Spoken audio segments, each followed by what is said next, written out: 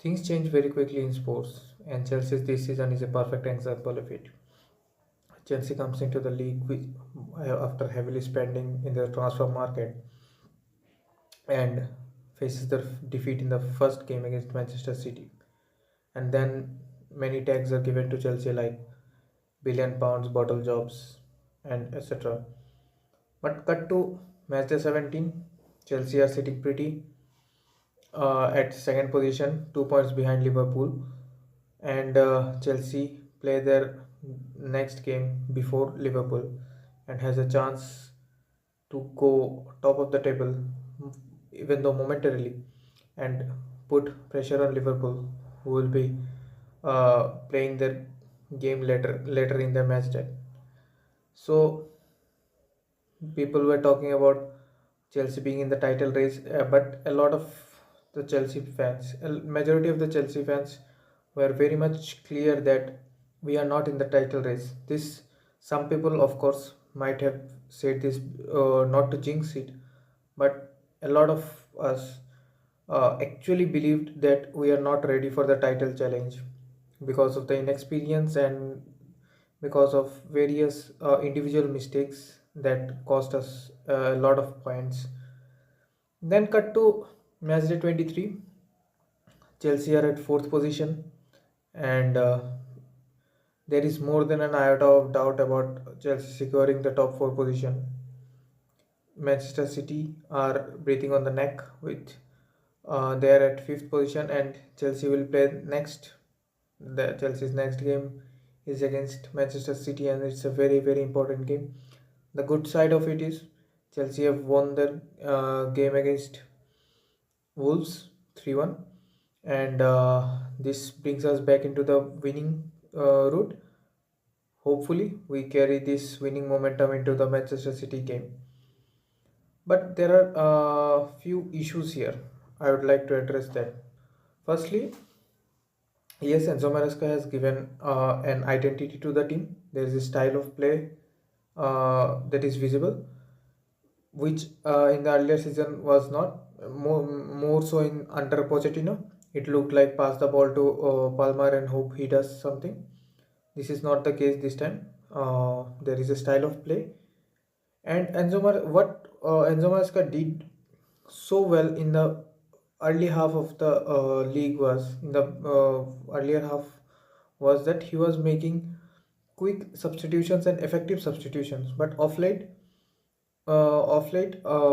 Maresca has hesitated to turn to his bench a lot of times, and substitutions has been quite late.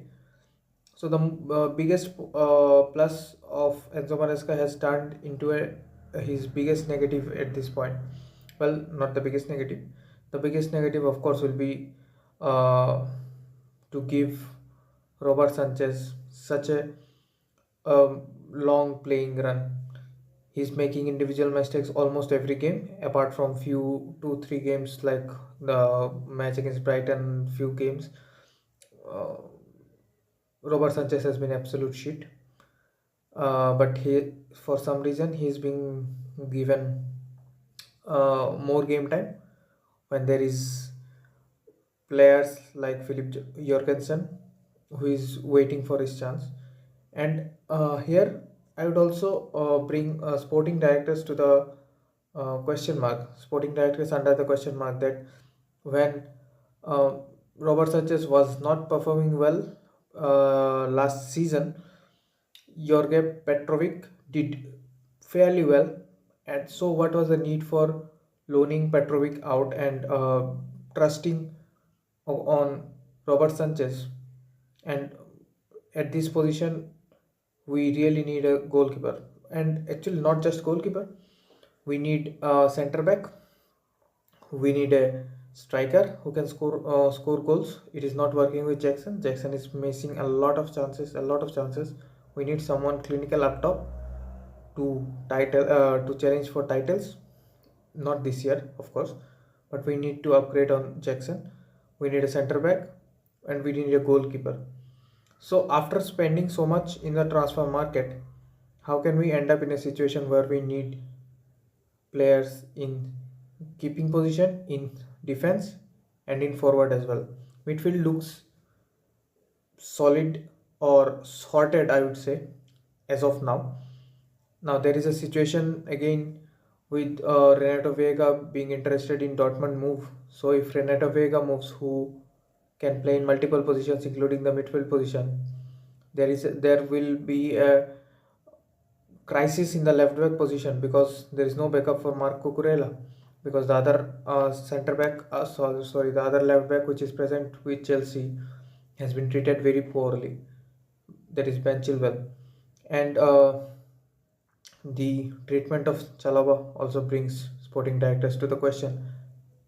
The way he was banished from the team, he was not allowed to train with the first team. He was then loaned out with the intention of offloading, and then in crisis, when the team is in crisis because Wesley Fofana has been injured, he will probably not return this season.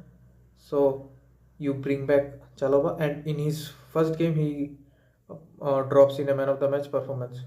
So those are the few things where it's also on the manager, but sporting directors needs to be questioned. And in a position where we need a center forward, where we need a center back, where we need a goalkeeper, Chelsea is targeting Alejandro Garnacho, who is more or less a left-sided winger, I would say.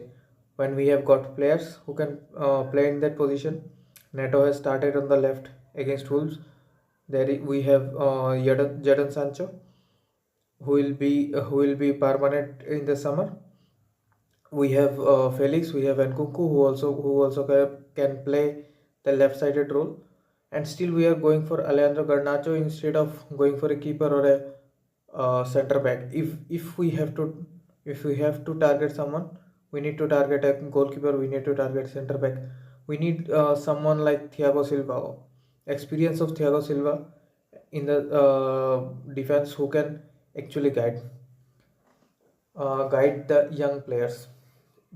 And Badiashile and Disasi are not up to the mark. I'll be brutally honest, they are not up to the mark of Chelsea. The good part is Reece James is back. He has looked absolutely brilliant in the Wolves game. He's secured a point as well previously. So when Reece James plays, we look good, and Reece James has been really poor when he was played at left back. So was Gusto. So if Renato Vega deal is done, I don't know what left back options Enzo Maresca will be left with. So there are things to be sorted out, and Chelsea needs to do it really, really quickly. Thanks for watching.